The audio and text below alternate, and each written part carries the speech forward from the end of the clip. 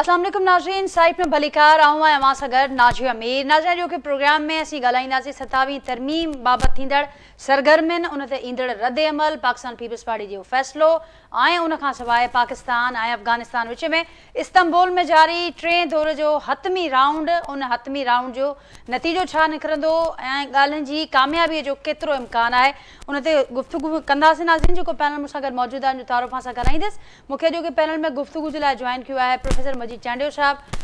परॾेही मामलनि जा माहिर आहिनि, सीनियर एनालिस्ट आहिनि। मूंसां गॾु जो कि प्रोग्राम में शरीक आहिनि, मूंसां गॾु जो कि प्रोग्राम में मौजूदु आहिनि ख़ुर्शीद अब्बासी साहब, सीनियर सहाफ़ी आहिनि, तज़िया निगार आहिनि, वीडियो लिंक ज़रिए प्रोग्राम जो हिसो आहिनि, ऐं सीनियर कानूनदान ऐं तज़िया निगार जावेद काज़ी साहब मूंसां गॾु मौजूदु आहिनि वीडियो लिंक ज़रिए। अवां सभिनी खे भलीकार, अवां सभिनी जी महिरबानी, अवां गुफ़्तगू जे लाइ वक़्तु कढियो। ऐं अब्बासी साहब, अवां खां गुफ़्तगू जो आगाज़ कयां थी।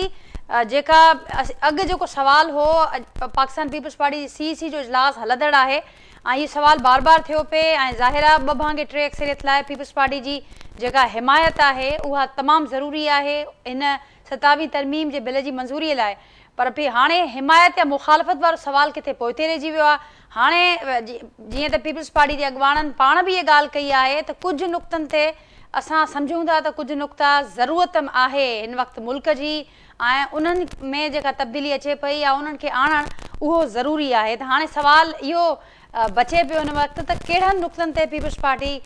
इतफ़ाक़ करे सघे थी, कहिड़नि ते इख़्तिलाफ़ करे सघे थी। हिन वक़्तु ताईं ज़रियनि वटां जीअं त अञा इहो इजलास हलंदड़ आहे, कुझु इंफॉर्मेशन अचे पई त कुझु नुक़्तनि ते पीपल्स पार्टी इतफ़ाक़ कयो आहे, बाक़ी 18वीं तरमीम NFC अवॉर्ड खे वठी करे जेके मामला आहिनि उन ते अञा ताईं को इतफ़ाक़ न थियो आहे। उन हवाले सां ॼाणायो पियो वञे त अहिड़ा नुक़्ता हिन मुसवदे में शामिलु न कया विया आहिनि। अवां कीअं ॾिसो पिया हिन समूरी सूरतहाल खे? पाकिस्तान पीपल्स पार्टी कहिड़ो फ़ैसिलो ॾींदी?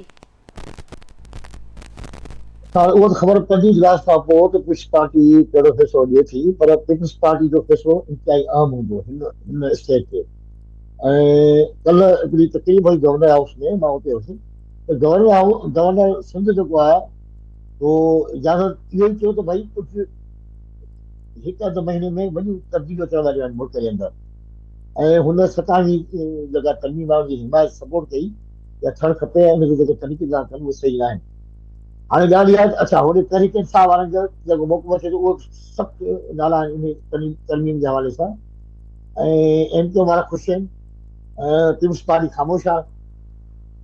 हाणे मसइलो इहो आहे त जन खे ॿुधायो वियो त बाबा 27वीं तरमीम में तव्हांजा इहे फ़ाइदा आहिनि, उहे ख़ामोश आहिनि ऐं उहे हिनखे सपोर्ट था कनि, ऐं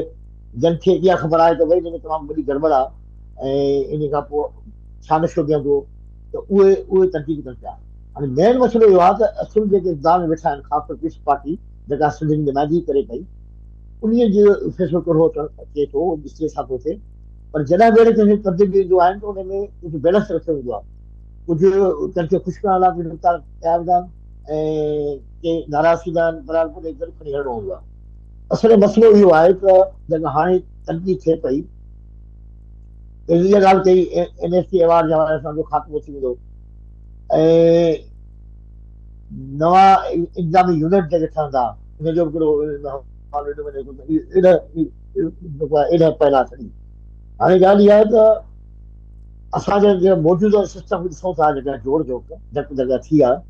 हाणे उन में हिकु सिंध में त इहा नज़र अचे पई त भई तमामु ॻोठनि जे माण्हुनि खे ॿधी करे सरदार वॾनि जे हथ में ॾिनो वियो, उहे जेके फ़ैसिलो कनि था उहे नुमाइंदगी कंदा असांजे हुते रही। ऐं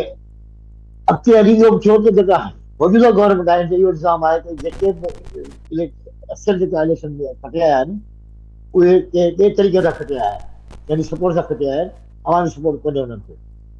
ऐं गवर्नमेंट पूरी ते इहो इल्ज़ाम आहे त उहा एस्टेब्लिशमेंट जे इशारे ते हले थी ऐं उन्हनि जी जेके शयूं आहे उनखे अॻिते करे हले थी पई, माण्हुनि जी ॻाल्हि कान थी थिए। ऐं इन सूरतहाल में जेको 27वीं तरमीम जो जेको मामलो हलियो आहे, 2-3 महीने में तव्हां ॾिसो वॾी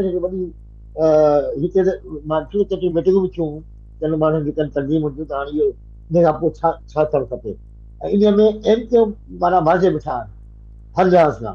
त भई जेको आहे इहो ख़ुशाइन अमल आहे, अमल थियणु खपे। हाणे ॻाल्हि इहा आहे त सिंध में अगरि इहो मामिलो थिए थो या हिकिड़ी वॾी मज़ामत थींदी, अगरि सुबुह जो ॻाल्हि थिए थी त हाणे ॻाल्हि इहा आहे त बुनियादी हक़ आहिनि माण्हुनि जा उहे त तव्हांजे आइन में हिनमहिल ताईं उनजे साम्हूं पूरा नथी सघनि माण्हुनि जा न हुनखे सस्तो इंसाफ़ मिलियो आहे न बुनियादी हक़ मिलिया आहिनि। इहे जेके सभु शयूं मिलाए करे तव्हां ख़ाली पंहिंजे मफ़ादनि ऐं पंहिंजे तज़िया जे बुनियाद सां जे तव्हां तरमीम कंदव आइन में उनजा नतीजा सुठा कोन निकिरंदा कि असांजो मुल्क पहिरियों ग़रीब आहे ऐं तव्हां ॾिसो था त इल्ज़ाम लॻनि था त इमदादी हुन ते हले पियो सॼो सिलसिलो कीअं इहो मामिलो थींदो ऐं माण्हुनि में वॾो हाणे जेके शहर माण्हू रहनि था ॿारहं वारा नफ़रत था कनि ॿारहं ॿार शहर वारा नफ़रत था कनि पूरो माहौल अहिड़ो तयारु कयो वियो आहे इन माहौल में तव्हां मज़ीद का गड़बड़ कंदो या वधीक फेरफार कंदो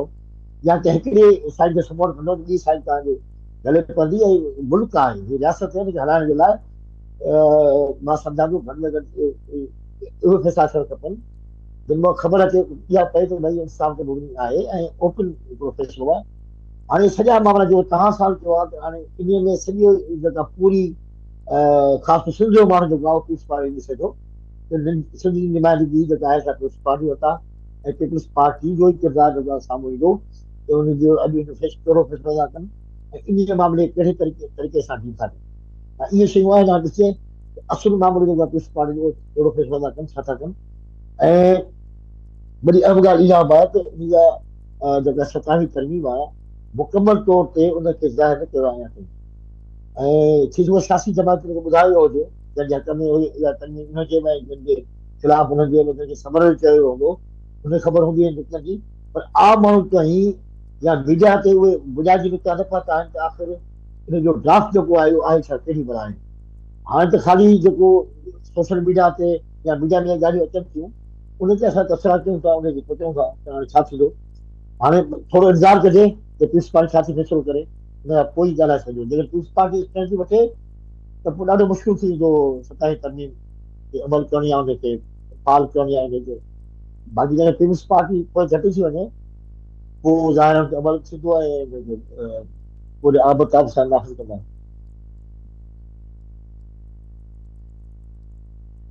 अबाई साहब जीअं ज़िक्र कयो त कुझु ॻाल्हियूं जीअं त साम्हूं अचनि पियूं त कुझु नुक़्तनि ते जिन ते पीपल्स पार्टी पाण बि ॼाणाए पई त उहे नुक़्ता ज़रूरत आहे उन नुक़्तनि जी उन शयुनि जी ज़रूरत आहे त उन्हनि हवाले सां त पीपल्स पार्टी पंहिंजो मौक़िफ़ ॾिए पई मीडिया ते बाक़ी कुझु नुक़्ता जिन ते पीपल्स पार्टी पंहिंजी जेका पोज़ीशन आहे उनमें अरिड़हीं तरमीम हुजे NFC हुजे उन हवाले सां बि ॼाणाए पई त असांजो मौक़िफ़ क्लियर आहे त असीं न NFC खे कट लॻणु ॾींदासीं न अरिड़हीं तरमीम खे रोल बैक थियणु ॾींदासीं पर उन बावजूदि ज़ाहिर आहे अञा ताईं जेको जॾहिं हतमी फ़ैसिलो साम्हूं ईंदो पीपल्स पार्टीअ जो उन खां पोइ शयूं वधीक क्लियर थींदियूं पर हीअ जेका समूरी डिबेट हिन वक़्तु असीं ॾिसूं पिया हिन जो आगाज़ बि तॾहिं थियो जेतोणीकि गुज़िरियल कुझु वक़्त खां 27 तरमीम खे वठी बार बार हुकूमती बयान ॻाल्हियूं साम्हूं अचनि पियूं पर हीअ जेका डिबेट जो आगाज़ थियो आहे बिलावल भुट्टो ज़रदारी जो हुन ट्वीट खां पोइ थियो आहे जंहिंमें उन्हनि इन्हनि 7 नुक़्तनि जी निशानदेही कई त कीअं ॾिसो पिया इन डिबेट जेका हिन वक़्तु असांखे नज़र अचे पई इन पुठियां ही छा मक़सदु थी सघे थो ही मक़सदु इहो थी सघे थो त पब्लिक अंदरि इन डिबेट खे अञा वधीक तेज़ कजे या को पीपल्स पार्टी को प्रेशर महसूस करे पई कीअं ॾिसो पिया हिन समूरी सूरत हाल खे मूंखां सवाल कयो आहे जी काई साहब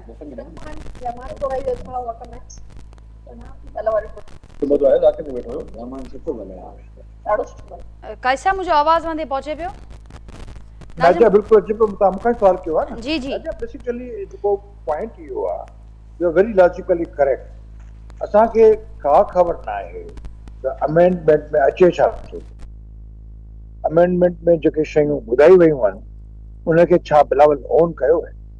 हिकिड़ो माण्हू अचे थो पियो तव्हां खां तव्हांजी न्याय घुरे थो पियो प्रोपोज़ल तव्हां हुन शादी कंदो त छा हुन प्रोपोज़ल ते तव्हां अगरि इहो चओ था पिया त तव्हां पंहिंजे घर खां पुछी पोइ तव्हांखे ॿुधायां थो त इन ते को का ॻाल्हि नथी करे सघे न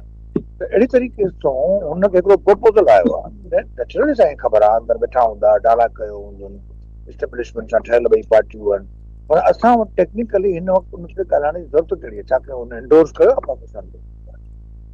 पाकिस्तान पीपल्स पार्टी जी तर्जुमानी सिंध जी तर्जुमानी पीपल्स पार्टी खे ख़बर आहे ऐं असांजी पाकिस्तान पीपल्स पार्टी जो 18 तरमीम प्रोविंशियल इकॉनमी खे ऑन करण जो हिकिड़ो वॾो जेको तरीक़ो आहे ऐं उनखे बिल्कुलु PMLN बि ऑन कयो, उन सभिनी गॾिजी कयो। उन वक़्त जी MQM कान बोर्ड हुई, हिन वक़्तु MQM त लाहे पाए बीठी आहे। सम्झे थी जेको आहे इकॉनमी मुल्क जी ठाही जेका असां फौजी डिक्टेटरनि आहे, त उहा पार्टी पंहिंजे माना पाजनि भाइनि खां कटियल। त छा अहिड़ो किरदारु पाकिस्तान पीपल्स पार्टी अदा करे MQM सां सफ़ में गॾु बीहंदी? असां उन शइ जो अञा इंतज़ारु पिया। इन इंतज़ार जी असांखे 24 कलाकनि जी 12 कलाकनि जी सख़्तु ज़रूरत आहे। असीं ॿुधण था चाहियूं असां जो इहो बिल्कुलु वाज़े मौक़ो पए त पाणी ते बिल्कुलु उन्हनि कॉम्प्रोमाइज़ कयो। पाणीअ ते जेको आहे सो हिननि वञी उन्हनि सां जेको आहे सो इहा जेका कहिड़ी स्पेशल ठाही अथनि SF अलाए छा, उन्हनि वेही प्रेसिडेंट खां वर्क पर छा उहा आइन जे मुताबिक़ हुई? उहा आइन में किथे बि उन जी का बि गुंजाइश न हुई, उन इदारे जी का गुंजाइश कान हुई, पर तमामु कमु तेज़। तंहिंजे करे असांखे ॻाल्हाइणु सख़्तु ज़रूरी आहे। 18 अमेंडमेंट खे रोल बैक करण जी कोशिशि कई थी वञे, असां वटि इहे ई ख़दशा आहे। ऐं 18 अमेंडमेंट कंहिं कई? उनखे पायलट हो पाकिस्तान पीपल्स पार्टी। अचो पंहिंजो पेर तो कुआड़ी हणो, अचो जेको आहे घड़ी ख़ुदाबशी क़बरुनि खे ठाहियो, अचो ज़ुल्फ़कार अली भुट्टो जी क़बर सां गद्दारी कयो, अचो बेनज़ीर भुट्टो जी क़बर सां गद्दारी कयो अॻिते करे वठो। असां वॾो भोॻियो आहे अदाजिया, असांजी सिंध वॾो भोॻियो आहे। हाणे पाकिस्तान में डिक्टेटरशिप जो रूह अची पातो आहे हिन पीपल्स पार्टीअ में, छाकाणि त हो त बिटरे करे चुका आहिनि PMLN वारा, बाक़ाइदे बिटरे करे चुका आहिनि। असीं इंतज़ारु पिया कयूं त इहो जेको आहे सो इहो जेको जमहूरियत का जनाज़ा, सूबाई ख़ुदमुख्तारी का जनाज़ा, ये आइन का जनाज़ा ज़रा धूम से निकिले त तव्हां करे ॾेखारियो। तंहिंजे करे अञा हुननि कयो कोन्हे। सुभाणे पीपल्स पार्टी इहो चई विझे त जेको आहे सो असां कोन मञूंसीं, असांजो प्रपोज़ल आयो ऐं असां को माण्हू चए असांखे न्याणी जो घुरियो हो न न्याणी, पर असां पोइ घर जी फ़ैसिलो कयोसीं, असां भई न्याणी कोन था ॾियूं। त इहे फ़ैसिला अञा कोन थिया आहिनि। तंहिंजे करे असांखे उनजो फ़ैसिलो करणो पवंदो। उन ॾींहुं सिंध में मातम कदो थींदो, उन ॾींहुं सिंध जेको आहे उन पीपल्स पार्टी जो मक़तल गाह हो, ज़ुल्फ़कार अली भुट्टो जी क़बर जो मक़तल गाह हो। हाणे भुट्टो अॼु बि चेरो आहे, बेनज़ीर भुट्टो अॼु बि चेरी आहे। असांजे आख़िर इमादी तहरीक में रत ॾिनल, सत ॾिनो, साह असीं पाकिस्तान जा बचाईंदड़ आहियूं, असीं पाकिस्तान खे ठाहींदड़ आहियूं। अॼु इहो फ़ैसिलो थी वञे, तव्हांखे करिणो छा आहे? हिन मुल्क में 40 साल अॻवान पॉलिसी हली आहे। हिन मुल्क ते 1000 साल जेको आहे अॻवाननि जो रूल रहियो आहे, कॾहिं दुरानी, कॾहिं हे, कॾहिं हू, कॾहिं ही। तंहिंजे करे हिन पंहिंजे पूरे मौक़िफ़ ते जेको आहे क्लियर आहियूं राजा त ही जेको आहे मौक़िफ़ असां कोन थियण था। पर असां वटि का शइ जेका आहे एविडेंस में न आहे। कोर्ट में अचिबो आहे त एविडेंस खणी अचो, ही एविडेंस खणी कोन आहे। हाणे जेको बरादरी सां जेको आहे न त तरमीम में कुझु शयूं चङियूं आहिनि, बाबा हर तरमीम जेका आहे आइन में चङियूं शयूं आणे सघे थी, बुरी शयूं आणे सघे थी। आइन में तरमीम 18 जेका आहे चङी, आइन में 17 तरमीम ग़लति हुई, हाणे 8 तरमीम ग़लति। आइन में आइन खे वधीक आइन थी करे, जंहिंमें इंसानी हक़ूक़ खे वधीक मज़बूत थी करे, जहिड़ो आर्टिकल 10 आयो, 10A आयो हो ताणी तरमीम जे तहत, अहिड़ो को आइन में का शइ अचे थी त वेल एंड गुड। ऐं अहिड़ी शइ नथी अचे, का शइ खसी थी वञे पई त उन असां ज़बरदस्त प्रोटेस्ट कंदासीं, बाक़ाइदे प्रोटेस्ट कंदासीं। तंहिंजे करे पाकिस्तान पीपल्स पार्टी हिकु अहिड़े बोर्ड ते पहुची आहे त छा उहा घड़ी ख़ुदाबश खे बाहि हणंदी, छा उहा बेनज़ीर भुट्टो जी क़बर सां गद्दारी कंदी, छा उहा ज़ुल्फ़कार अली भुट्टो जी क़बर सां गद्दारी कंदी? तो करे ॾिसो। तमामु मूंसां गॾु मजीद चांडियो साहब मौजूद आहिनि। मजीद साहब मुंहिंजो आवाज़ मां ताईं पहुचे पियो? अचे पियो आवाज़। मजीद साहब अब्बासी साहब खे मां ॿुधो, काई साहब खे मां ॿुधो ऐं ज़ाहिर आहे उहा ॻाल्हि कनि था त अञा मुसवदो असांजे साम्हूं न आहे ऐं उन सां गॾोगॾु जेको फ़ैसिलो पीपल्स पार्टी जो तमामु अहम आहे हिन समूरी सूरत हाल में, उहो बि अञा ताईं असांजे साम्हूं न आयो आहे। पर जेके शयूं असांजे साम्हूं आयूं आहिनि, ख़ुदि ई उन ट्वीट में बिलावल भुट्टो साहब पब्लिक कयूं त कुझु नुक़्ता जेके हिन प्रपोज़ल जो हिसो आहिनि उनखे अवां कीअं पिया ॾिसो, उनखे पब्लिक करण जे पुठियां कहिड़ो मक़सदु थी सघे थो, कहिड़ो मक़सदु मारणु चाहे थी पीपल्स पार्टी, उनखे कीअं पिया ॾिसो। ऐं गॾोगॾु अॼु जेके हिन वक़्त ताईं जेके अपडेट्स साम्हूं अचनि पिया, कुझु त इतला अहिड़ा बि साम्हूं अचनि पिया त कुझु नुक़्तनि ते इतफ़ाक़ थियो आहे, पर ख़ुदि पीपल्स पार्टी अॼु CM सिंध इहा ॻाल्हि कई आहे त कुझु जेके नुक़्ता हिन प्रपोज़ल जो हिसो आहिनि उहे वक़्त जी ज़रूरत आहिनि। त हाणे छा कीअं ॾिसो पिया पीपल्स पार्टी को विचो रस्तो कढणु वञे पई? ॾिसो हाणे जेके 7 नुक़्ता बिलावल भुट्टो ज़रदारी ॿुधाया ऐं पब्लिक कया त उन्हनि में हिकिड़ी जेका आहे सा पूरी तरह अरिड़हीं तरमीम जेका आहे सा हिकिड़ो त रोल बैक पई थिए ऐं उन सां गॾोगॾु पूरी तरह हिकिड़ो 243 जेको आर्टिकल आहे उन में अमेंडमेंट अचे पई ऐं उन्हीअ खे बि जेको आहे सो हिकिड़ो नओं मे बि इहो जेको आहे सो हिकिड़ो त इस्टेब्लिशमेंट खे या मिलिट्री खे हिकिड़ो रोल ॾिनो वञे उहो आइनी तौर ते उहो रोल प्ले करे ऐं उन्हीअ में जेको आहे सो उन्हनि जो किरदारु हुजे जीअं तुर्की में आहे ऐं इहो पुराणो हिकिड़े असां वटि इहा फिनामिना या इहा हिकिड़ी हले पई त अहिड़ो किरदारु मिलणु खपे। हाणे इन सूरत हाल में आइन में तरमीमूं थियनि बि थियूं आइन में जेको आहे सो गुंजाइश पवंदी आहे पर पाकिस्तान जो जेको आहे आइन उन लाइ इहो चयो वेंदो आहे त इहो फेडरल आइन आहे इहो डेमोक्रेटिक आइन आहे ऐं इहो इस्लामी आइन आहे। हाणे जेकॾहिं इन टिनि फंडामेंट्स ते पाकिस्तान जो आइन बीठल आहे त उन्हीअ में डेमोक्रेसी जी का ॻाल्हि कान्हे जेके डेमोक्रेटिक अदारा आहिनि उन्हनि में इलेक्शन कमीशन खे जेको आहे सो पामाल करण जी तयारी आहे उहा ई आइन आहे उन्हीअ में NFC अवार्ड आहिनि उहा NFC अवार्ड वञे पई फेडरल आहे त 4 यूनिट्स जो जेको आहे सो मुल्क फेडरेशन आहे त उन्हीअ में उन चइनी यूनिट्स जा जेके आहिनि से उन्हनि जे NFC में कट लॻाई पई वञे जेका कॉन्स्टिट्यूशनल हिकिड़ो प्रोविजन आहे त NFC में असांखे जेको आहे सो सूबनि खे हेतिरो जेको मिलंदो। हाणे उहा हिकिड़ी जाइ हिननि जी आहे पंहिंजी त जेकॾहिं फेडरल रेवेन्यू बोर्ड को बि टैक्स कलेक्ट नथी करे सघे ऐं हिकिड़ी जेका आहे सा साबिती पंहिंजी ॾिए थी त उन जे नतीजे में सूबनि ते इहो जेको आहे सो मड़ियो वञे त उन्हनि जे जेको आहे सो इन अवार्ड्स में कट लॻायूं ऐं उन खां पोइ जेको बि सूरत हाल जेका पैदा थिए थी उहा इहा थी थिए त हिकिड़े प्रेसिडेंट ऑफ पाकिस्तान जेको हेड आहे जेको कमांडर इन चीफ आहे आर्म फोर्सिस जो उन्हीअ जी जेका आहे सा उन्हीअ पावर्स खे कट लॻाइजे त उन खां पोइ कहिड़ी शइ आहे जेका सम्झ में नथो अचे त पाकिस्तान पीपल्स पार्टी खे अञा कहिड़ियूं शयूं जेके आहिनि उन्हनि में हुननि जी मर्ज़ी आहे या इहे 7 ई आहिनि ऐं उन्हनि ते ई पीपल्स पार्टी कुझु ते राज़ी आहे जीअं नाणे ते मथां राज़ी न थिए छो त नाणो जेको आहे पैसो उन जी तमामु वॾी अहमियत आहे NFC अवार्ड ते मथां राज़ी न थिए ऐं कंहिं ॿी शइ ते राज़ी थिए त इहे 7 ई आहिनि मुंहिंजे ख़्याल में। हाणे वॾा माहिर वेठा आहिनि छाजा हिन जा लॉ जा ऐं कॉन्स्टिट्यूशन जा इहे 7 ई जेके पॉइंटूं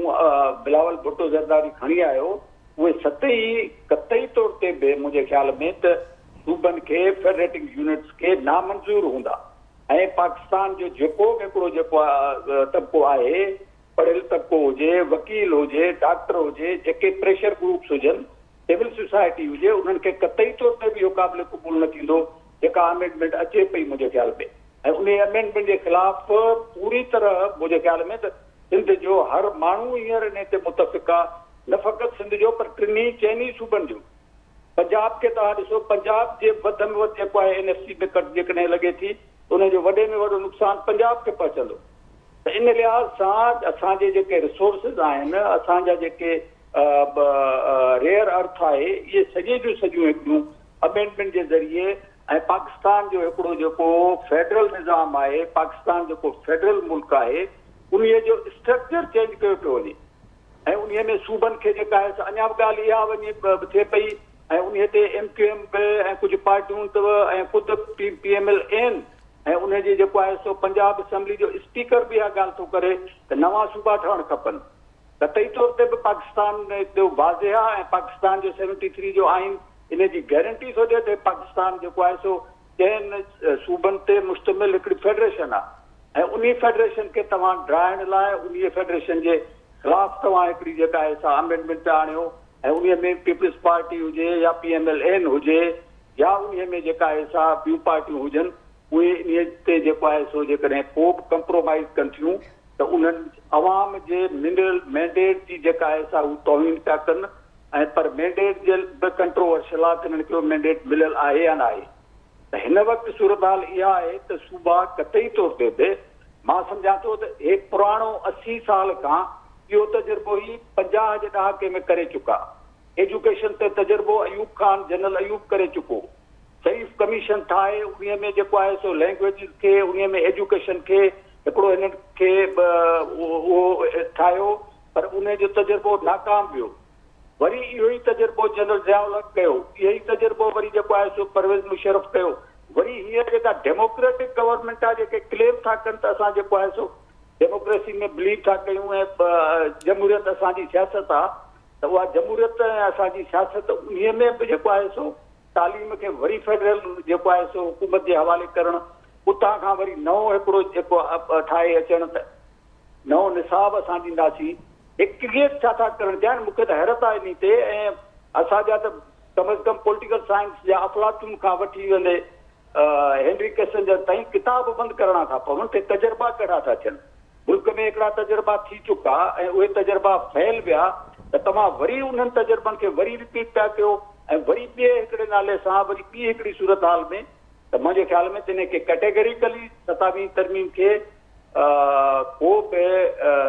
पाकिस्तान मुहब वतन पाकिस्तानी क़बूल न कंदो ऐं उहे इन जी मुखालफ़त कंदा। ठीकु, ऐं उहा मुखालफ़त मजीद साहब साम्हूं बि अचे पई, जेतोणीकि जीअं मां ज़िक्र कयो त जेके हेले ताईं असां वटि जेके नुक़्ता साम्हूं आया आहिनि उन बुनियाद ते ज़ाहिर आहे समूरो डिबेट ऐं मामला हलंदड़ आहिनि। अबाई साहब अवां वटि ईंदसि असीं ॾिठोसीं त 26 जेका तरमीम हुई उन वक़्तु असां ॾिठोसीं त बार बार मुसवदा पिया चेंज थींदा रहिया, आख़िरी वक़्त ताईं जिन पार्टियुनि जे हवाले बि थिया उहे बि उतां बि ख़बर पई त कंहिं वटि कहिड़ो मुसवदो कहिड़ो मुसवदो। हिन वक़्तु इन क़िस्म जी का सूरत हाल जो को इम्कान ॾिसो था, ऐं गॾो गॾु इहो बि त बावजूदि अञा ताईं पीपल्स पार्टीअ फ़ैसिलो न ॾिनो आहे ऐं अञा ताईं मामला हलंदड़ आहिनि, पर उन बावजूदि हुकूमत तमामु घणी पुरएतमाद आहे। सुभाणे फेडरल कैबिनेट मां ऐं उनखां पोइ ॼाणाए पियो वञे त ॿिन्ही ऐवाननि मां 14 तारीख़ खां पहिरियों 14 नवंबर खां पहिरियों ही बिल मंज़ूर करायो वेंदो। जी बिल्कुल, या पूरी कोशिश है बिल मंजूर कराया वेंदा, जो सिस्टम जो आहे हुकूमत जो तरीक़ेकार है उनमें लॻे पियो। अच्छा, ॿी ॻाल्हि इहा त हीउ जेको मामिलो आहे 27 तारीख़ माण्हू हाणे न, मां ॾिसां थो पोइ 6 महीननि खां हिते शहर में कई जेके एक्टिविस्ट आहिनि उन्हनि जूं मीटिंग हलनि पियूं, त हिननि खे पहिरियों ई आगाह कयो वियो त बाबा तव्हांखे हे पैकेज ॾियूं था, हिन को हे पैकेज ॾियूं था। इन पार्टियुनि खे पहिरियों ॿुधायो वियो, सभु हाई अलर्ट आहिनि ऐं सभिनी पंहिंजी मीटिंगुनि में हिकिड़ो तयारी करे छॾी आहे पूरी। ऐं इन्हनि हालतुनि में ज़ाहिरात हिन सिंध जी नुमाइंदगी पीपल्स पार्टी वटि आहे मफ़ाद में, ऐं हाणे पीपल्स पार्टी जो मामिलो थींदो त इहा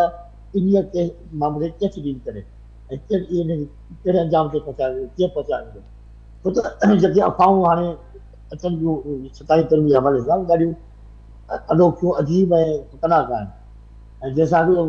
वरी मुल्क में हिकिड़ो ॾुफेड़ पैदा थींदो ऐं ॿी नया मामला साम्हूं ईंदा। हाणे उन कीअं डील कयो वेंदो, हीउ मुल्क पहिरें ग़रीब थी चुको आहे ऐं माण्हू परेशान वेठा आहिनि, महांगाई वधी वई आहे, बेरोज़गारी वधी वई आहे ऐं जेको सिस्टम आहे असां वटि उहो उन तरीक़े सां हलाए न सघिया आहिनि। हाणे इन करे हिन हालतुनि में वधीक हालतूं ख़राबु थींदियूं, जंहिं करे मां सम्झां थो त जेके मामलात आहिनि उहे इन्हनि जेके इशू अहिड़ा आहिनि जिन खे न छेड़ियो वञे, ख़ासि तौर सुबुह जो हिकिड़ो अहम इशू आहे ऐं इन ते जेकॾहिं इन गोड़ गमसान में इहो जेके अमेंडमेंट या जे पास थी वञे, इन जा नताइज ॾाढा ख़तरनाक निकिरंदा। जीअं से मजी साहब चयो त भई जेकर तालीम तव्हां वफ़ाक़ जे हवाले कयो था त वरी नया ई छा कोर्स ठहंदा, वरी नए अंदाज़ सां इहे मामला थींदा आहिनि। असां नंढे हूंदे पढ़ंदा हुआसीं प्राइमरी में सबक़ बाक़ाइदा जी। ऐं अबाई साहब गॾो गॾु हाणे कुझु देरि अॻु हिन प्रोग्राम खां अॻु मौलाना फज़लुर रहमान साहब ॻाल्हि ॿोल कई आहे साफ़ सां, ऐं तमामु अहम किरदारु असांखे मौलाना साहब जो नज़र ईंदो रहियो आहे जॾहिं बि इन क़िस्म जी का अहम डेवलपमेंट थींदी आहे। मौलाना साहब इन ॻाल्हि जो ज़ाहिर कयो आहे त पीपल्स पार्टी हिमत करे पंहिंजो किरदारु ॾेखारे, आइन सां मज़ाक़ थिए पियो, 1 साल अंदरि हे ॿी तरमीम आंदी पई वञे, ऐं कीअं ॾिसो पिया मौलाना साहब जे हिननि बयाननि खे हिन वक़्तु? मौलाना जो यकीन किरदारु रहियो आहे, मज़ाक जो किरदारु रहियो आहे, पर किथे किथे मौलाना पोइते भटी वेंदो आहे, उन पार्टी पोइते भटी वेंदी आहे। हाणे ॻाल्हि इहा आहे त जेको हिन वक़्तु मामिलो थिए पियो पूरे प्लान सां थिए पियो ऐं एस्टेब्लिशमेंट जेका आहे असांजे मुकमल तौर ते इमाल आहे ऐं उनजी सरपरस्ती में मामिलो थिए पियो। हाणे उहे कीअं जेके पार्टियूं इक़्तिदार में वेठियूं आहिनि उहे उनजी कहिड़ी मज़ामत कनि, उहे कीअं डील कंदियूं एस्टेब्लिशमेंट सां ऐं माण्हुनि खे कहिड़ो कहिड़ो ॾिसींदा पंहिंजो इहे सॼियूं इहे शयूं आहिनि अहम इन तरफ़ ॾिनो वञे। पर हाणे ॻाल्हि आहे त हीअ आहे हिकिड़ो टेस्ट केस हिन वटि हिन मामले ते कहिड़ी पार्टी स्टैंड थी वठे, कहिड़ी पार्टी इक़्तिदार में रहणी चाहे, कहिड़ी पार्टी मदामत थी करे, कहिड़ी हक़ सच सां बीठी आहे, कहिड़ा फ़ैसिला थियनि पिया। ज़ाहिर आहे माण्हू मौलाना फज़ल रहमान ॾे बि ॾिसनि पिया, उनजी पार्टी ॾे बि ॾिसनि पिया, पीपल्स पार्टी ॾे बि ॾिसनि पिया ऐं मुस्लिम लीग नून जी तरफ़ ॾिसनि पिया। नून त कीअं बीठी आहे अञा उहे त ज़ाहिर आहे हुननि जा मामला मुख़्तलिफ़ आहिनि, पीपल्स पार्टी जा मामला मुख़्तलिफ़ आहिनि। हिन साॼे में सियासी जेका खेल हले पियो उन में कोशिशि आहे पीपल्स पार्टी खे तबाह कयो वञे। पीपल्स पार्टी खे कंहिं न कंहिं तरीक़े सां पॉलिसी पंजाब मां आउट कयो वियो ऐं हाणे सिंध मां बि शायदि हुनखे आउट करण जे लाइ हिन क़िस्म जा फैसला थियनि पिया जंहिंजो ॾाढो ख़तरनाक असरु पवंदो पीपल्स पार्टी जी सियासत ते बि। पर मां सम्झां थो हिन ते पीपल्स पार्टी पंहिंजी सियासत कंदी आई आहे, मज़ामत कंदी आई आहे ऐं हाणे अॻिते हिकिड़ो फैसलो करे जी ठीकु। ऐं काई साहब जेके नुक़्ता जेके असांजे साम्हूं आहिनि जंहिंमें आहे त आइन जे आर्टिकल 243 में तब्दीली, उन खां सवाइ आइनी अदालत जो क़याम जेका पिणु पाकिस्तान पीपल्स पार्टी जी पुराणी फरमाइश रही आहे, उन खां सवाइ मैजिस्ट्रेटी निज़ाम जी बहाली इन में शामिल आहिनि। इहे उहे नुक़्ता जेके हिन वक़्तु साम्हूं बि आया आहिनि ऐं ज़रियनि जो इहो चवणु आहे त न त कुझु नुक़्तनि ते पीपल्स पार्टी इतफ़ाक़ बि करे चुकी आहे। इन खे कीअं ॾिसो पिया? आइनी अदालत जो क़याम, एग्ज़ीक्यूटिव मैजिस्ट्रेट जा इख़्तियार, उन्हनि जी बहाली, इन्हनि जा कहिड़ा असर ॾिसो पिया मां जेकॾहिं थियनि था इहे इम्प्लीमेंट? जेको आइनी अदालत जो क़याम ॿियो त memorandum of charter of democracy आहे उनमें मौजूदु। हिननि 26 अमेंडमेंट में चार्टर ऑफ डेमोक्रेसी खे कंप्रोमाइज़ कयो। हिननि उन कोड जे अंदरि माना आइन जी जेका अदालत सबमिट कयूं तव्हां सम्झ में आयो त 26 अमेंडमेंट जेको आहे उहा ग़लति था। पर हाणे ॻाल्हि इहा आहे त जेको स्पिरिट आहे हुन ते आइनी अदालत में एपलेट कोर्ट जुदा ऐं ख़बर आई छा करणु पिया। ही बेसिकली ॿई पार्टी जेके आहिनि एस्टेब्लिशमेंट गिरवी थियल हिन मतिलबु में हाइब्रिड डेमोक्रेसी जेको आर्टिकल 243 में इहो आहे त चीफ ऑफ आर्मी साहब खे 5 साल ॾियणा आहिनि, अञा ताईं उहो कोन थियो आहे, उहो कॉन्स्टिट्यूशन गारंटी था करनि पिया। उन ते बि एतिराज़ हुअणु घुरिजे ऐं मूंखे आहे, but that is not going deep into the root of breaking the constitution. And if you under Article 43 are breaking the constitution by making him a field marshal permanent, whatever it is, या जेको चयो थो वञे त president खे वेंदी या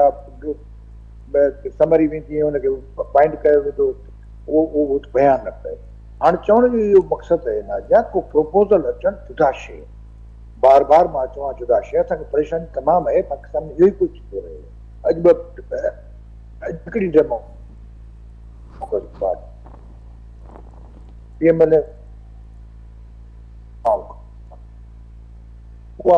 वाज़े थी ॿुधाईंदी त जीअं महाजरनि में MQM तारीख़ थी वई आहे, पीपल्स पार्टी से न करे सघंदो आहे उनखे हिन चवनि ॾिठो MQM बयानिया ठाहियो, एंटायर डेमोक्रेसी बयानिया ठाहियो, पूरी क़ौम सां गॾु उन्हनि बयानिया ठाहियो कि महाजरनि जा इंट्रस्ट जेके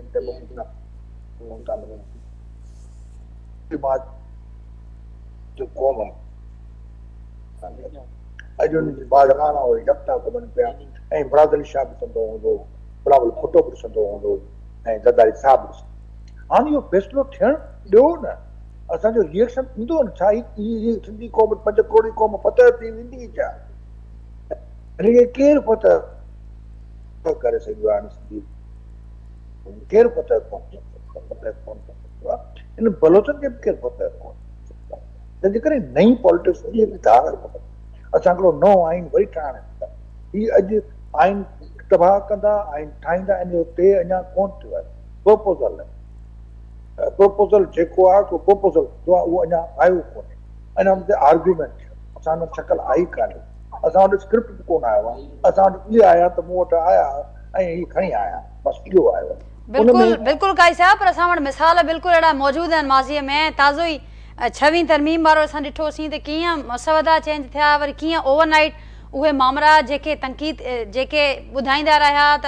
अञा वक़्तु लॻी सघे थो, मामला अञा स्टेप बाय स्टेप थींदा, पर असां पोइ ॾिठोसीं त कीअं उहे तकड़ में उहे मामला निबरजी विया, उहा तरमीम आई बि ऐं मंज़ूर बि थी वई। उन खां अॻु में 26 अमेंडमेंट खां पोइ जेका बंदियाल कोर्ट हुई, उन खां अॻु में जेका साकिब निसार कोर्ट हुई, उन खां अॻु में जेको आहे चौधरी साहब इफ्तिखार साहब, उन्हनि छा कयो? त जेकर उहा हिकिड़ी एक्सट्रीम हुई 26 अमेंडमेंट खां पोइ जेका हुई ॿी एक्सट्रीम, बिल्कुलु ठीकु आहे न, असां वटि उन एक्सट्रीम में तजुर्बो आहे, उन खां पोइ 26 अमेंडमेंट उनखे ड्राप थियो त पाण वरी ॿी एक्सट्रीम, ठीकु आहे न। तंहिंजे करे 26 अमेंडमेंट अॻु में जेका सुप्रीम कोर्ट हुई उहा भयानक, इंतिहाई भयानक, ऐं 26 अमेंडमेंट खां पोइ हो वरी जेका हीअ जेका अमेंडमेंट हाणे जेका शिकल ठही आहे उहा का सुठी कान्हे। तंहिंजे करे असीं जनरल फैज़ जी अॻवान पॉलिसी खे छो एक्सेप्ट कयूं? असांखे जेको वॾो ख़र्चो हासिल थो करे लॻंदी कंधार, असां हुन कंधार ते उन कंधार मां जेको ज़ुल्म थियो आहे असां हुनखे छो एक्सेप्ट कयूं?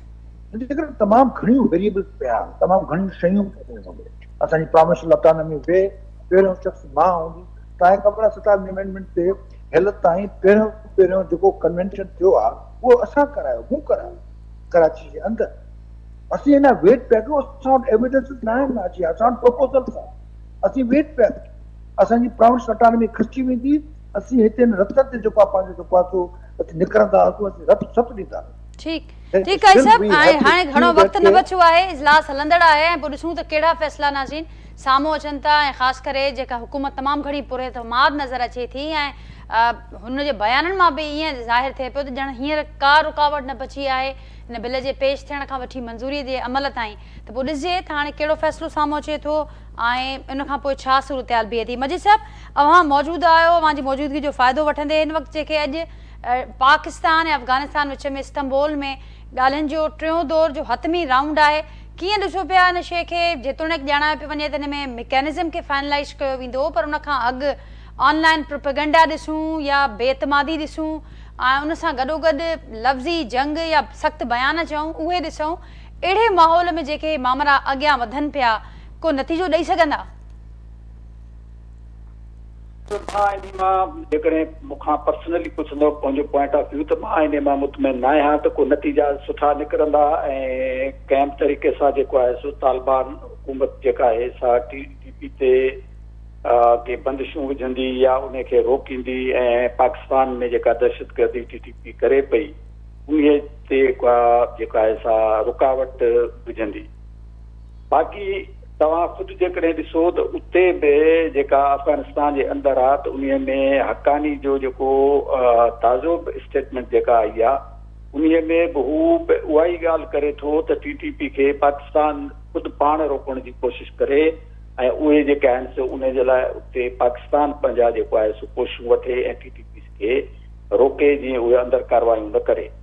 हाणे हिकिड़ी कॉस्मेटिक त ज़रूरु थिए पई, डिप्लोमेटिक लैंग्वेज त ज़रूरु इस्तेमालु थिए पियो, ऐं उन में इहो थिए पियो त बिरादर इस्लामी मुल्क आहे, ऐं उन सां गॾोगॾु जेको सूरत हाल उते अफ़गानिस्तान जी आहे उन में पाकिस्तान खे बि ॻणती आहे, ऐं अफ़गानिस्तान बि वरी पाकिस्तान जी सूरत हाल ते ॻणती जो इज़हार पियो करे, रीजन लाइ बि जेको आहे सो प्रॉब्लम्स आहिनि उन खे बि ख़तमु करण जी जेका आहे सा कोशिशि कई वेंदी। पर हक़ीक़ी सूरत हाल जेका आहे त अफ़गानिस्तान जी तालिबान हुकूमत रीजन पूरे लाइ हिकिड़ो मसइलो आहे, उहो मसइलो चाइना लाइ बि आहे, ऐं उहो मसइलो जेको आहे सो सेंट्रल एशियन स्टेट्स लाइ बि आहे, उहो मसइलो ईरान लाइ बि आहे, उहो मसइलो पाकिस्तान लाइ बि आहे। हा, पाकिस्तान हींअर फ्रंट लाइन ते आहे, फोर्थ फ्रंट ते आहे, जो पाकिस्तान में TTP तमामु घणो पई करे पंहिंजूं जेके आहिनि से एक्शन्स करे पई दहशतगर्दी जा, ऐं उन में जेका इन्वॉल्वमेंट आहे उहा प्रॉक्सी जेका आहे सा इंडिया जी मौजूदु आहे ऐं रिकॉग्नाइज़्ड आहे। त उन में अफ़गान जेके आहिनि तालिबान या अफ़गान गवर्नमेंट जेका आहे उहा उन में कतई तौर ते बि सिंसियरली ऐं हिकिड़े उन सां तयारु कान्हे त हू उन TTP खे उन जो सबबु इहो आहे त अफ़गान रियासत ऐं अफ़गान हुकूमत, मां अॻु में बि तव्हांजे कंहिं प्रोग्राम में चई चुको आहियां त उहो क़बाइली निज़ाम आहे ऐं क़बाइली सोच आहे, मॉडर्नाइज़्ड स्टेट न आहे। मॉडर्न स्टेट अफ़गानिस्तान खे नथा चऊं, नवां जेके डिप्लोमेटिक नॉर्म्स आहिनि, डिप्लोमेटिक रूल्स आहिनि, उन्हनि ते जेको आहे सो उहो ॿधल, ऐं उन ते उनजो को बि अमल कोन्हे। त त हू उन ते के अमल करे ऐं उन शइ खे जेका आहे सा अॻिते वधाए। तव्हां ॾिसो त इन जो कमाल आहे त इंडिया हिकिड़ो दुनिया जो वॾो डेमोक्रेटिक मुल्क आहे, पर जॾहिं वज़ीर ख़ारजा उते वञे थो ऐं प्रेस कॉन्फ्रेंस थो करे त अफ़गानिस्तान जो वज़ीर ख़ारजा डिमांड थो करे त का बि औरत नुमाइंदा जर्नलिस्ट जेका आहे सा मुंहिंजे उन में न अचे।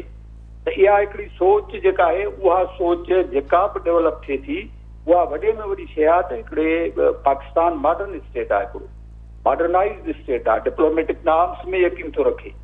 असांजे ॿिन्ही मुल्कनि जे तौर तरीक़नि डिप्लोमेटिक गवर्नमेंटल सभिनी में जेको आहे सो फ़र्क़ु आहे ऐं डिफरेंस आहे। तंहिंजे करे उन सां ॻाल्हियूं असांजूं जेके बि थियनि थियूं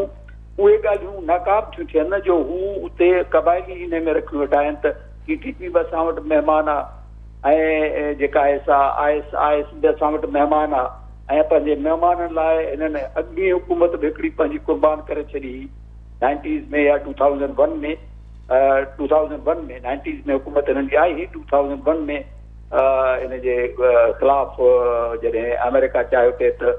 अलकायदा खे उतां खां बंदि कयो वञे ऐं ओसामा बिन लादेन ते एक्शन खणो त हिननि पंहिंजी हुकूमत कुर्बान कई, पर हिननि ते एक्शन न कयो त उहो महिमान आहे असां वटि ऐं असां वटि हुनखे जेको आहे सो पनाह मिलियल आहे। त अहिड़े तरीक़े सां TTP खे बि जेको आहे सो हू पनाह ॾियूं वेठा आहिनि। हाणे उन में हिकिड़ी मिस्टेक असां हिते कयूं पिया त हर मुल्क जी जेका आहे सा जेके बि बाउंड्री जा सूबा आहिनि या क़ौमूं आहिनि उन्हनि जी कोशिशि करे उन्हनि जूं ख़िदमतूं वरितियूं वञनि। पाकिस्तान इंस्टेड ऑफ मुंहिंजी राय आहे त तुर्की ऐं कतर जूं ख़िदमतुनि वठण जे बजाए पाकिस्तान हिते जेके असांजो पख्तून सूबे सां या बलूचिस्तान जे सूबे जा पख्तून आहिनि उन्हनि जूं ख़िदमतूं वठे ऐं उन्हनि सां ॻाल्हियूं करे तालिबान सां त TTP खे तव्हां रोकियो ऐं हिकिड़ी कबाइली जेको आहे न कबाइली जी ॿोली सम्झंदो ऐं ईअं ई जेको आहे सो जेके क़ौमूं आहिनि कल्चर हिकिड़ो आहे, लैंग्वेज हिकु आहे, हिकु ई जेका आहे सा क़ौम आहे उहा डिवीज़न लाइन जे परे पासे वेठी आहे ऐं ओरे पासे वेठी आहे। त उतां जा जेके नुमाइंदा आहिनि, उतां जा डिप्लोमेट्स जेके आहिनि, उतां जा पॉलिटिशियंस जेके आहिनि, उन में अचकज़ई आहे, मौलाना फज़ल रहमान आहे, उन में ML वली आहे, उन में ॿिया बि जेके आहिनि से हूंदा, यूनिवर्सिटियुनि जा प्रोफेसर हूंदा जेके काबुल यूनिवर्सिटी सां जलालाबाद यूनिवर्सिटी सां जंहिंजो वास्तो हूंदो, त बहितर हिकिड़ी जेका आहे सा इहा हिकिड़ी डायरेक्ट नेगोसिएशन ऐं हिकिड़े क़बाइली सूरत में ऐं जुर्गे जी सूरत में जेकॾहिं थींदी त हू उहा ॿोली सम्झंदा बि ऐं उन्हीअ में हिकिड़ो मुल्क में या हिते जेको रीजन में अमन अमान थींदो। बाक़ी इंडिया जी जेका प्राक्सी आहे उन में तालिबान हींअर मुकमिल तौर ते आहिनि ऐं इहो मां नथो सम्झां त इन ते जेकॾहिं को फ़ैसिलो थींदो बि त उहो सिर्फ़ु के 4-5 ॾींहं हलंदो ऐं उन खां वधीक न थींदो। तालिबान कतई तौर ते बि पंहिंजनि महिमाननि खे को बि एक्शन न खणण ऐं एक्शन करण जे हू मुखालिफ़ आहिनि। जटादार साहब नथी संकंदव मजी साहब जी मां ॻाल्हि कई आख़िरी कमेंट वठंदसि टाइम जी घटिताई सबब। अबाई साहब अवां खां जेका ॻाल्हि मजी साहब कई त असांखे कतर ऐं तुर्किया हू बिल्कुलु वेल विशर आहिनि ऐं हिन वक़्तु हुननि जी टाकड़ीअ में समूरा मामला हलनि पिया, पर हुन सां गॾोगॾु असांखे ॿियनि दोस्त मुल्कनि जी ऐं ख़ासि करे जीअं मजीद साहब ज़िक्र कयो त कबाइली जी ॿोली कबाइली वधीक बहितर सम्झे थो। गुज़िरियल ॾींहंनि में कुझु कोशिशूं बि असांखे नज़र आयूं, जिरगो बि थियो, पर हुन बावजूद हिकिड़ी जेको असांखे गैप नज़र आयो जेका उतां जी पॉलिटिकल गवर्नमेंट आहे KP जी ऐं वफ़ाक की सरकार, इन ॿिन्ही में गैप नज़र आयो। बदस्तूर हू बार बार इहा ॻाल्हि कनि था त असांखे ऑन बोर्ड वरितो वञे, हेॾां ॼाणायो पियो वञे त असां हुनखे इनवाइट कयूं था, पर हू का असां सां को मस्बत राब्ते में नथा अचनि। त हीउ जेको गैप आहे इहो केतिरो वॾो चैलेंज थी सघे थो? हिन वक़्तु टॉक्स हलंदड़ आहिनि, दहशतगर्दी ख़िलाफ़ जंग हिकिड़ो तमामु वॾो चैलेंज आहे। हीउ ख़ुदि हिकु पेज ते न हुजणु KP गवर्नमेंट जो वफ़ाक़ सां हीउ केॾो वॾो चैलेंज आहे? बिल्कुलु इहो त आहे, बग़ैर अचे पियो उनजा वॾा असरात ख़राब थिया आहिनि। पर असुल ॻाल्हि इहा आहे त अफ़गानिस्तान जी जेको पोज़ीशन इहा आहे उते वॾे पैमाने ते राब जेका आहे सा इंडियन एजेंसी जे जा वॾियूं ऑफिसूं कान थी चुकियूं अंदरि अफ़गानिस्तान जे अंदरि ऐं उहे हावी थी विया आहिनि ऐं उनजी जेका प्लानिंग आहे उहा काफ़ी हद ताईं जेका हुते हले पई अफ़गानिस्तान जे अंदरि ऐं जेके हालतूं असां जेको पाकिस्तान अफ़गानिस्तान सां निभायो ऐं तालिबान खे जीअं हिते सेट कयो वियो जंहिं तरीक़े सां कुर्बानियूं बि पहुचा उनजे नतीजा सभु इनखे नथा मिलनि त हुते इंडिया इनवाल आहे मुकमल तौर ते ऐं उनजो सबबु कहिड़ा आहिनि? हुननि टोटल कंट्रोल करे छॾिया हुते हाणे इहे शयूं जेके आहिनि उहे मां सम्झां थो अच्छा वरी हिते जीअं तव्हां ॻाल्हि कई त केतिरी जॻह गवर्नमेंट आहे या मथां गवर्नमेंट में केॾो डिस्टर्ब आहे बाज़ारि ते तरीक़े इंसाफ़ जी ॻाल्हि थी हले पर अंदरि इहे सभु क़बाइली पाण मिलियल आहिनि उते तालिबान खे जेका लोकल लेवल ते वॾी सपोर्ट मिलियल आहे ख़ैबर पख्तूनख्वा में उनजा कुझु अहिड़ा इलाइक़ा ॾेरा आहिनि जिथे मुकमल तौर ते उनखे तकलीफ़ मिलियल आहे इहे शयूं जेके आहिनि जंहिंजो असरात जेके आहिनि सो असांजे साम्हूं नज़र अचनि पिया ऐं हुकूमत जे पासां जूं पॉलिसियूं उन लिहाज़ सां नाकाम आहिनि हाणे अफ़गानिस्तान खे कढियो वञे अफ़गान खे कढियो वञे पियो उनजे बावजूदि हिते जेका हिसेदारी थियल हली आहे हिनखे अञा ताईं तकलीफ़ मिले पियो कई जॻह हाणे बाक़ाइदे इश्तार ॾिनो गवर्नमेंट खे भई या तव्हां असां शादी कयो या तव्हां किराए ते घर ॾींदो असां उनखे उनजे ख़िलाफ़ु कारवाई थींदी हाणे इहो छाजे करे उन्हनि खे हिकिड़े हिते सेटअप में जेका हिते रिश्तेदारियूं थी वियूं घणा मामला आहिनि अफ़गान खे अञा ताईं सही तरह सां कढी कोन सघिया हुआ कारण इन्हनि मामलनि में ऐं फिर अफ़गानिस्तान जो सेटअप आहे न तव्हां ॾिसो उते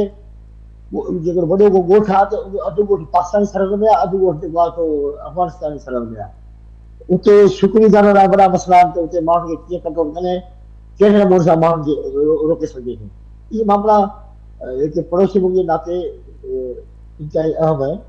पोइ जंहिं अंदाज़ सां मुदाफ़त जो हुनखे ॾिनो वियो चांस अफ़गान खे उन अंदाज़ सां वरी तव्हांखे इहे उन्हनि जे ख़िलाफ़ु कारवाई करणी पवंदी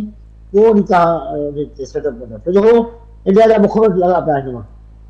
उहो सरहदुनि ते मज़ामत था कनि इहे छाजे करे हुनखे पुछो थपकी इंडिया जी आहे इहे मामला ॾाढा इंतहाई ख़तरनाक आहिनि ऐं हिते रही करे हुन घणो कुझु कयो आहे जंहिं करे जेसीं ताईं अफ़गान खे मुकमल तौर ते कंट्रोल न थींदो ऐं हिनखे न कढियो वेंदो कार्रवाई न थींदियूं तेसीं ताईं जेका माण्हू न हलंदा कोटा जी हालत इहा आहे त पोइ दफ़े जॾहिं कार्रवाई थी त कोटा जूं बैंकूं ख़ाली थी वियूं पैसा सभु अफ़गानी कढी विया पंहिंजा इहे असांजा लोकल लेवल ते उते परेशान थी विया त हाणे छा थींदो असांजो मामलो त इन हद ताईं मामला जेके आहिनि सो गड़बड़ आहिनि तंहिंजे करे हिनखे वॾे बहितर अंदाज़ सां ऐं साइंटिफिक अंदाज़ सां जेसिताईं डील न कयो वेंदो अफ़गान खे जेसिताईं आउट न कयो वेंदो उनजी मुदाख़लत जेसिताईं ख़तमु न थींदी तेसिताईं मामला ठीक न थींदा खुशबाज़ साहब वरी महिरबानी वांजी प्रोफेसर मजीद चांडू साहब जावेद कारी साहब वांजी वरी महिरबानी नाज़रीन गुफ्तगू वां ॿुधी एक्सपर्ट्स जी पंहिंजी राय खां असांखे ज़रूरु आगाह कजो वरी सुभाणे मां सां मुलाक़ात थींदी सेम टाइम ते नए मौज़ू ऐं महिमाननि सां गॾु तेसिताईं ॾींदा इजाज़त अल्लाह हाफ़िज़।